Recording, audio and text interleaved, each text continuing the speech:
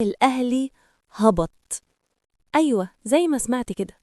اللي حصل قدام زد ده أكد فشل المدير الفني. ده لو فني الحام كان ربط خط النص بالدفاع أحسن من كده، حاطط إمام في حتة وبن شرقي في حتة، لدرجة إن الماتش عدى منه نص ساعة وإحنا بنسأل هو إمام عاشور نزل الملعب ولا لسه في الأتوبيس؟ يا راجل، ده التشكيل ده ما يجيبش صينية كنافة بالمكسرات. كل خططك مبنية على ارمي لتريزيجيه وهو يتصرف. ايه الإبداع ده؟ قارن كده بين ماتشك وماتش الزمالك وشوف الزمالك لعب معاهم ازاي وظروفه منيلة ب60 نيلة، وانت لعبت ازاي. وشوف العك بتاعك. بلاش، بص على محمد شوقي على الخط، راجل واقف صاحي ومركز. هو حضرتك كنت صايم وملحقتش تفطر؟ عشان اثبتلك انك عالمي، لو شوقي مسك الأهلي وانت مسكت زد كان شوقي خلاك تجيب حاجة تاخد فيها وانت مروح. ونيجي لأسطورة الحراسة. هو حد قالك إننا في رمضان ولو ما لعبتش الشناوي صيامك مش هيتحسب؟ مرة ينسى يفرد إيده ومرة يفتح رجليه 7.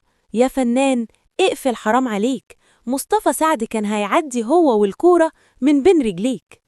ده محمد شوقي أهو مدرب الخصم كان مكسوف لينا والله، لأنه عنده انتماء ولعب بروح وشرف، بس مشاعره ما استحملتش يشوف الأهلي كده.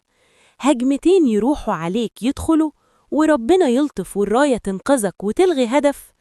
وانت سايب مصطفى شوبير بره بيعمل ايه؟ ما قعدوا جنب اخواته عشان زحمة الاستاد؟ حتى علي جبر النهاردة شال بلاوي. لو كانت علينا كان الشناوي سجل رقم قياسي في موسوعة اتفرج على الكورة وهي داخلة. الخلاصة، احنا بقينا بتوع صفقات ترند. هات بن شرقي وزيزو عشان نغيظ الزمالك، لكن تجيب صفقة عشان انت محتاجها زي مهاجم أو بديل لعلي معلول مثلا، لأ. ونمشي اللعيبة ببلاش ونرجع نشتريهم تاني زي عمر الساعي اللي الإدارة قريب هتعلن إنه جاي الأهلي تاني. كلنا عندنا ثقة في الكابتن محمود الخطيب وعارفين إن الوضع مش عاجبه خالص، وإحنا بنتكلم عشان ما يصبرش على حد تاني أكتر من كده. ده مش هجوم، ده واقع مر. وانتوا كمان قولولنا شايفين إيه؟ أنا سارة ياسر، ودي دقيقة رياضة.